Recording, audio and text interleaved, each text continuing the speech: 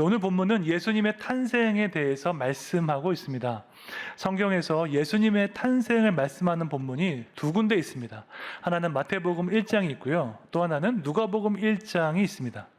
마태복음 1장은 예수님의 아버지 요셉의 관점에서 기록되었다면 누가복음 1장은 예수님의 어머니 마리아의 관점에서 기록되었습니다. 그런데 마태복음 1장과 누가복음 1장에는요, 중요한 공통점이 하나 있습니다. 그것은 바로 예수님께서 성령으로 잉태되었다는 사실입니다. 마태복음 1장 18절 말씀 함께 읽겠습니다. 예수 그리스도의 나심은 이러하니라. 그의 어머니 마리아가 요셉과 약혼하고 동거하기 전에 성령으로 잉태된 것이 나타났더니. 아멘. 예수님이 잉태된 것은 요셉과 마리아가 동거하기 이전이었습니다. 당시 이제 이스라엘 풍습에서는 남녀가 약혼을 하고 1년 정도 있다가 결혼했습니다. 그런데 그 고대 사회의 약혼은요, 오늘날의 약혼보다 훨씬 더 큰 구속력이 있었습니다.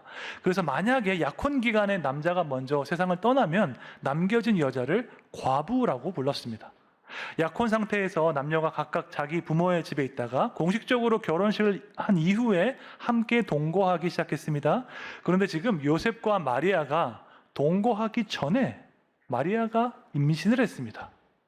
여러분이 한번 요셉이라고 생각해 보십시오. 이로 인해서 정말로 가장 당황했을 사람은 누구였을까요? 바로 마리아의 약혼자 요셉이었을 것입니다.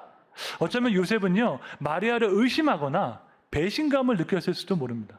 분명히 나와 동침하지 않았는데 내 약혼자가 임신을 했다면 이것보다 더 절망적인 일은 없을 것입니다. 근데 요셉은 의로운 사람이었기 때문에 마리아의 임신을 드러내지 않기로 했습니다. 왜냐하면 율법에 따르면요, 결혼 전에 간음을 한 사람은 돌로 쳐서 죽임을 당했기 때문입니다. 대신에 요셉은 조용히 마리아와의 약혼을 끝내기로 결심했습니다. 너무나도 큰 상처와 배신을 받았지만 마리아를 조용히 그냥 보내주기로 했습니다. 근데 바로 그때 하나님께서 천사를 보내주셔서 그의 꿈에 나타나게 하셨습니다. 천사가 요셉에게 이렇게 말했습니다. 다윗의 자손 요셉아, 내 아내 마리아 데려오기를 무서워하지 말라고 말했습니다. 지금 천사가 요셉을 어떻게 부르고 있습니까? 다윗의 자손 요셉아라고 부르고 있습니다.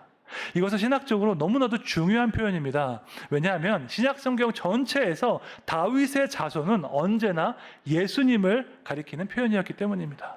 신약 성경 전체에서 예수님을 제외하고 다윗의 자손으로 지칭된 경우가 딱 한 번 있는데 바로 오늘 본문에서 요셉을 지칭하는 것이었습니다. 구약 성경 전체를 관통하는 중요한 언약이 세 가지가 있다고 이전에 말씀드렸습니다. 첫째는 아브라함의 언약, 둘째는 모세의 언약, 셋째는 다윗 언약입니다. 그 중에서 다윗 언약은요, 하나님께서 그분의 영원한 나라를 세우실 때에 다윗의 후손 중에 메시아를 보내서 그를 통해서 이 일을 이루겠다 하는 약속이었습니다. 이 약속을 성취하기 위해서 예수님은 다윗의 자손으로 오셔야 했습니다. 이를 위해서 선택된 사람이 바로 요셉이었습니다. 그는 다윗의 자손이었기 때문에 예수님께서 요셉의 가문에서 태어나시면 다윗 언약이 성취되는 것이었습니다. 그런데 여기 한 가지 문제가 있습니다. 만약에 예수님께서 요셉의 실제 아들로 태어나신다면 타락한 인간의 죄성을 가지고 있기 때문에 우리를 죄에서 구원할 수가 없습니다. 예수님은 죄가 없는 거룩한 분으로 오셔서 율법의 모든 의를 충족시키셔야만 했습니다. 그래서 예수님은 요셉의 실제 육체적인 아들이 아니라 성령으로 잉태된 자로 오셨습니다.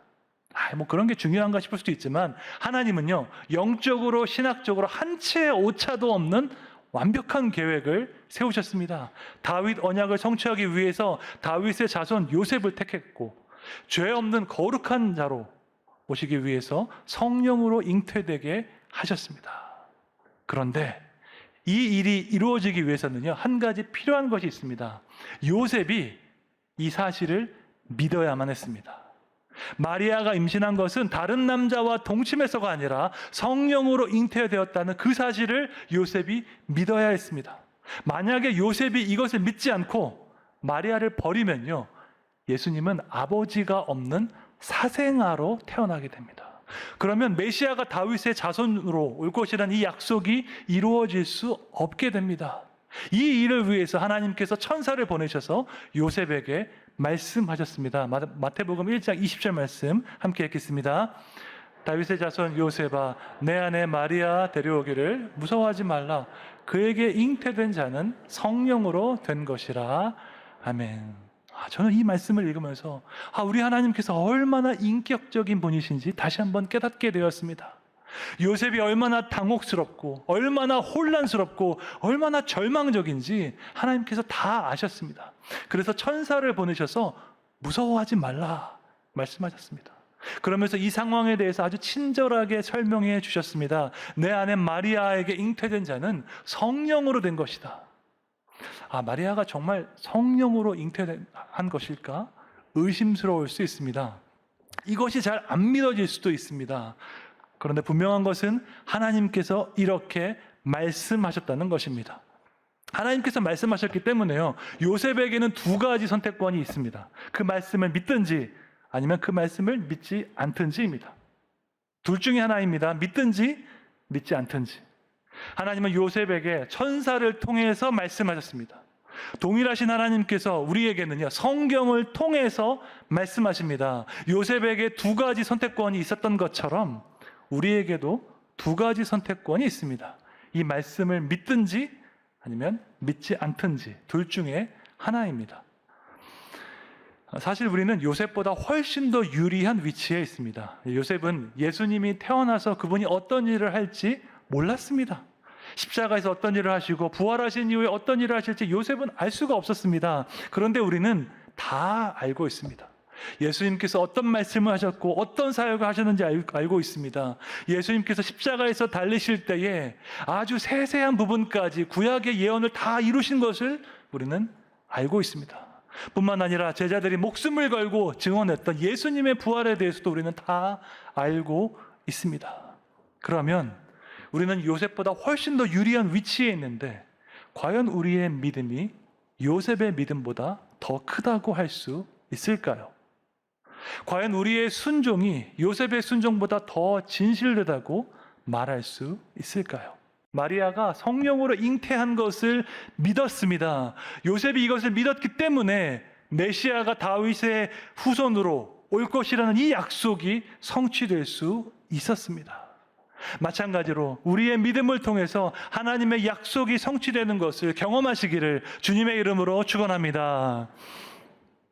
이어서 천사는 성령으로 잉태된 그 아기의 이름을 전했습니다. 고대 사회에서 자녀의 이름을 짓는 것은요, 아버지의 절대적인 권한이었습니다. 그런데 천사는 요셉에게 태어날 그 아들의 이름을 전했습니다. 이것은 태어날 그 아들이요, 요셉의 아들이 아니라 하나님의 아들이신 것을 나타내는 증거입니다. 하나님의 아들이기 때문에 하나님께서 친히 그 이름을 지으셨습니다. 마태복음 1장 21절 말씀 함께 읽겠습니다. 아들을 낳으리니 이름을 예수라 하라. 이는 그가 자기 백성을 그들의 죄에서 구원할 자이심이라 하니라. 아멘. 천사가 전한 아들의 이름은 예수였습니다. 그 뜻은 자기 백성을 그들의 죄에서 구원할 자이다 라는 뜻입니다. 예수님의 이름 안에요, 주님께서 감당하실 모든 사역의 내용이 다 담겨 있었습니다. 예수님께서 이 땅에 오신 것은요, 그 자기 백성들을 그 죄에서 구원하기 위해서 오셨습니다. 세 가지 요소가 있죠. 자기 백성, 죄, 구원자가 있습니다. 하나씩 살펴보도록 하겠습니다. 첫째로 예수님은요, 우리의 구원자로 오셨습니다. 여기에는 한 가지 중요한 전제가 필요합니다. 그것은 바로 우리에게 구원자가 필요하다는 사실입니다. 여러분은 이것에 동의하십니까? 우리에게 구원자가 꼭 필요할까요? 아니면 구원자 없이도 그냥 우리끼리 행복하게 평화롭게 잘 살 수 있을까요? 크리스 해치스라는 뉴욕타임즈 저널리스트가 한 가지 조사를 했습니다. 지난 3400년의 인류 역사에서 전쟁이 없었던 시기가 얼마나 되는가 한번 조사를 해봤습니다. 이런 조사를 하려면요, 전쟁이 무엇인지 먼저 그 의미를 명확하게 정의 내려야 합니다. 그는 전쟁을 1000명 이상의 사상자가 발생한 무력 충돌이라고 정의 내렸습니다. 사회과학적으로 볼 때 타당한 정의입니다. 그렇다면 3,400년, 인류가 이제 문자의 역사가 있는 3,400년의 인류 역사에서 전쟁이 없었던 시기가 얼마나 될까요? 그래도 한 3분의 1 정도는 전쟁 없이 평화롭게 지내지 않았을까요? 크리스 해치스에 따르면요, 3,400년의 인류 역사에서 전쟁이 없던 때는 268년이었다고 합니다. 인류 역사의 92%는 전쟁이 있었고요, 단 8%의 기간 동안 전쟁이 없었습니다.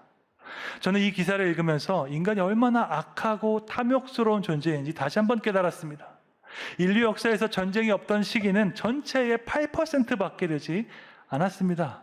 멀리 갈 것도 없이 지난 2월에 시작된 러시아와 우크라이나 전쟁을 보면 너무나도 마음이 아픕니다. 최근 러시아 매체는 이번 전쟁에서 사망한 러시아 군인이 약 1만 명 정도 될 것이다 라고 보도했습니다. 하지만 서방 언론은 이보다 훨씬 더 많은 러시아 군인, 약 한 10만 명 가까이도 사망했을 수 있다고 추정하고 있습니다. 우크라이나 군인도 13,000명이나 사망했고 시민들 수천 명이 사망했습니다. 도대체 이들은 무엇을 위해서 싸우고 무엇을 위해서 목숨을 버리고 있습니까? 정말 목숨을 바칠 정도로 중요한 가치를 위해서 싸우고 있을까요? 아닙니다. 한 사람의 정치적인 야망 때문에 이 전쟁이 시작되었습니다. 일주일이면 끝날 거라고 했는데 이 전쟁이 1년 가까이 지속되고 있습니다.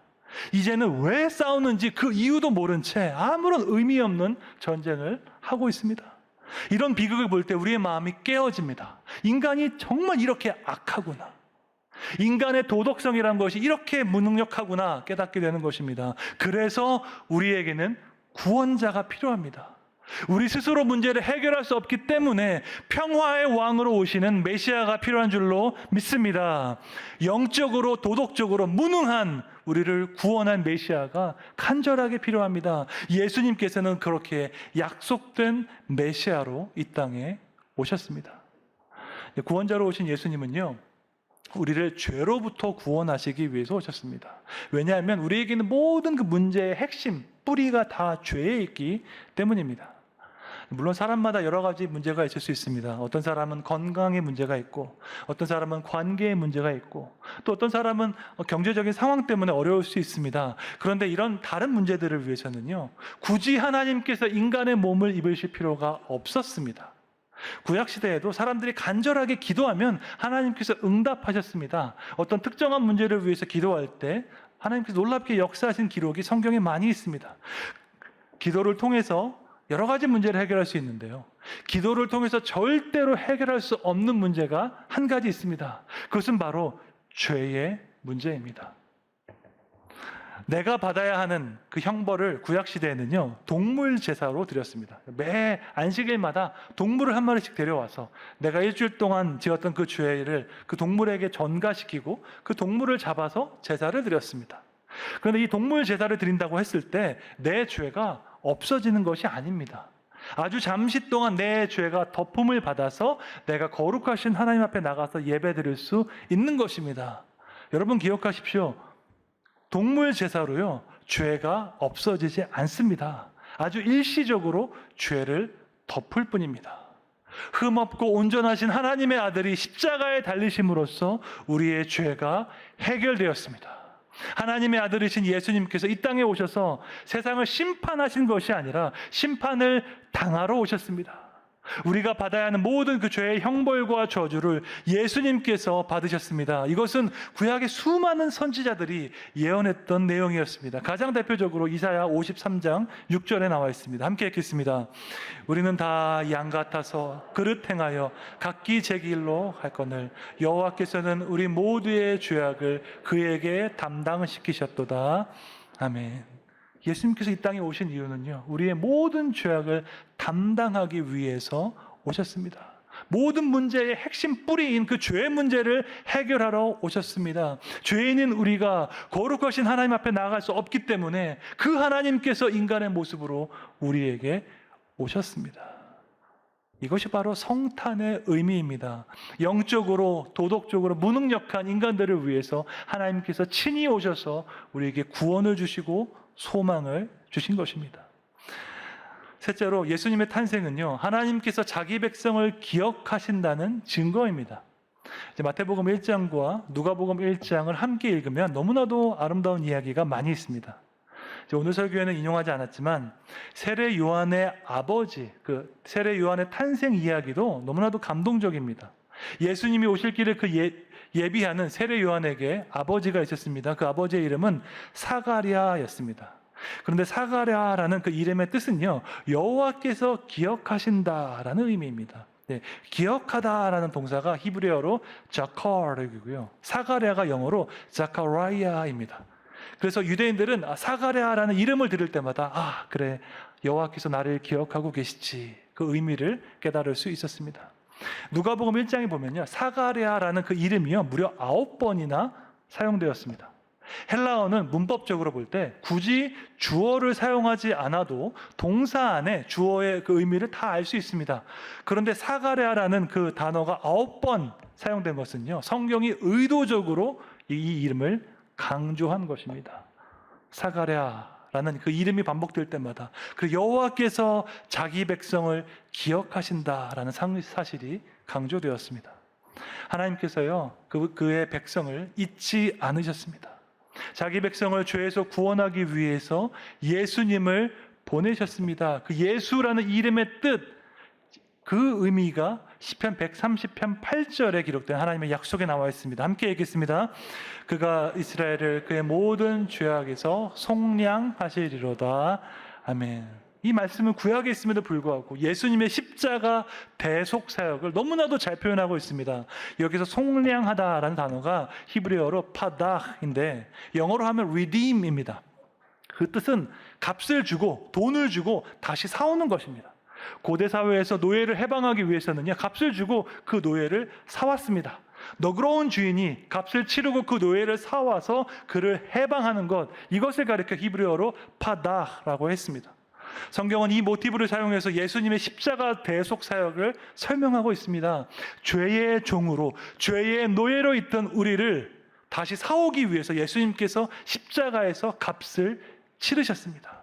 그 결과 우리의 소유권이 달라졌습니다. 과거에는 죄의 종으로 살았지만 예수님의 속량을 통해서 이제 우리는 하나님의 백성이 된 것입니다.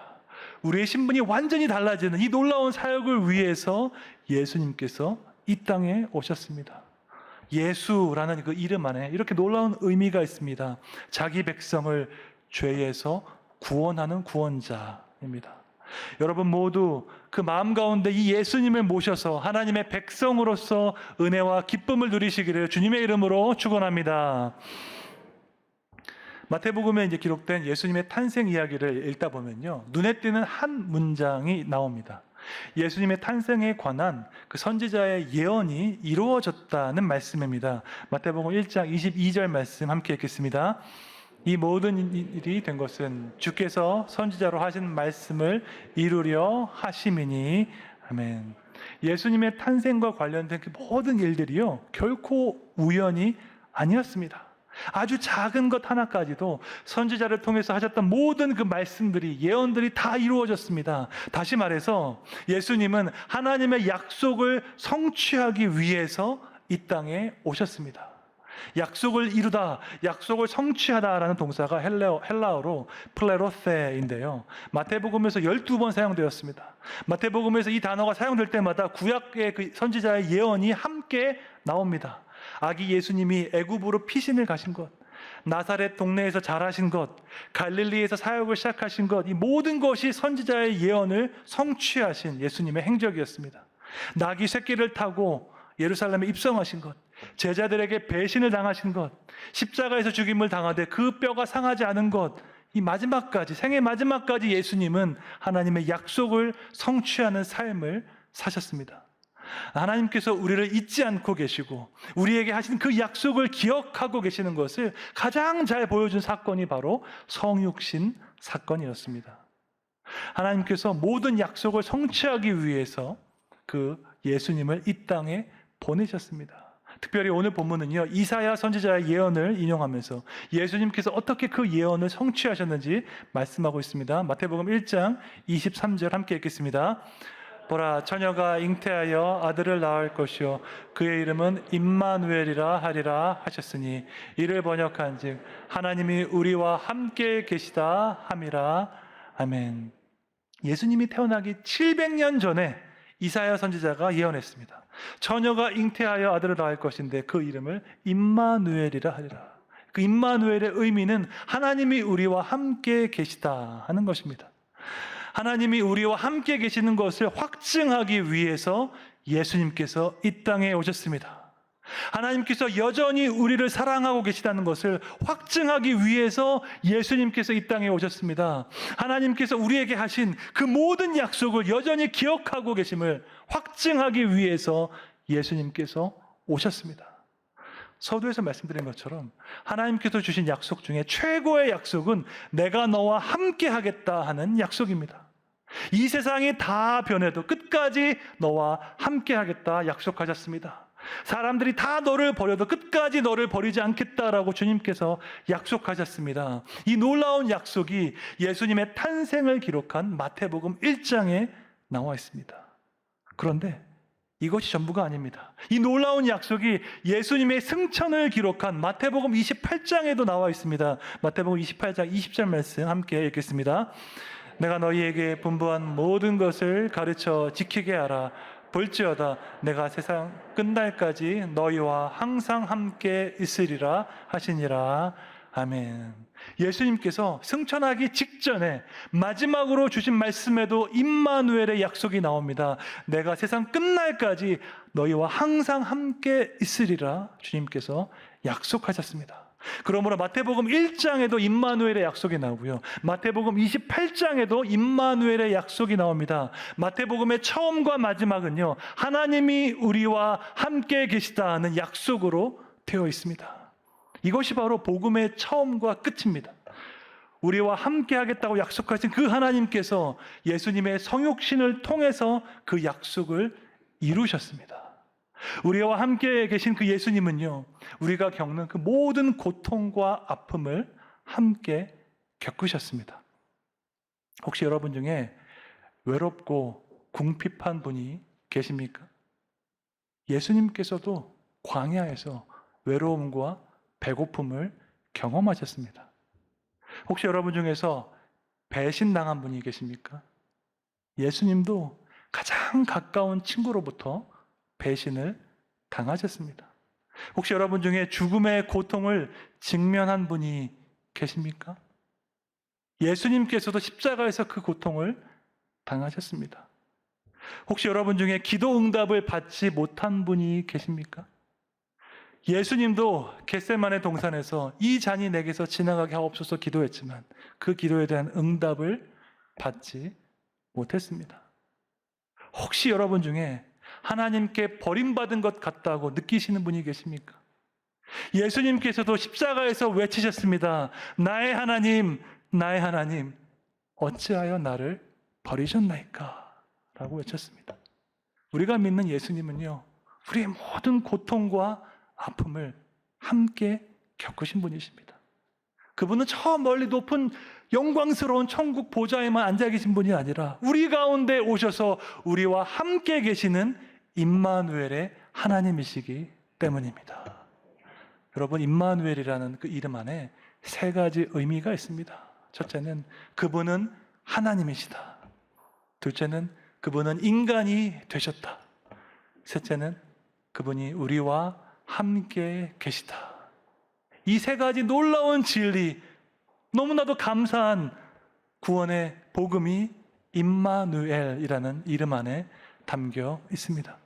하나님은 우리와 함께 계시겠다고 약속하셨습니다. 그리고 그 약속을 이루기 위해서 인간의 몸을 입고 예수님께서 이 땅에 오셨습니다. 온 세상을 심판하셔야 할 분이 스스로 심판을 받기 위해서 이 땅에 오셨습니다.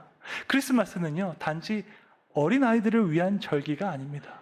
스스로 내 삶의 문제를 해결할 수 없는, 이 죄 문제를 해결할 수 없는 모든 죄인들을 위한 절기가 바로 성탄절입니다. 예수님은 자기 백성을 그들의 죄에서 구원하기 위해서 오셨기 때문입니다. 우리와 함께 하겠다는 그 약속을 이루기 위해서 이 땅에 오신 예수님을 환영하는 성탄절이 되시기를 축원합니다. 우리의 영원한 소망이자 영원한 구원이신 그 예수님께 모든 감사와 찬양을 올려드리는 성탄절 되시기를 주님의 이름으로 축원합니다.